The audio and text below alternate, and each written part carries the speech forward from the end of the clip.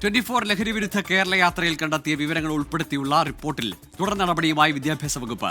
വിവരങ്ങൾ പരിശോധിച്ച് റിപ്പോർട്ട് തയ്യാറാക്കാൻ പൊതുവിദ്യാഭ്യാസ സെക്രട്ടറിയെയും വിദ്യാഭ്യാസ ഡയറക്ടറെയും ചുമതലപ്പെടുത്തിയെന്ന് മന്ത്രി വി ശിവൻകുട്ടി പറഞ്ഞു. തുടർ നടപടികൾ വേഗത്തിലാക്കാൻ മന്ത്രിമാർക്ക് മുഖ്യമന്ത്രി നിർദ്ദേശം നൽകി.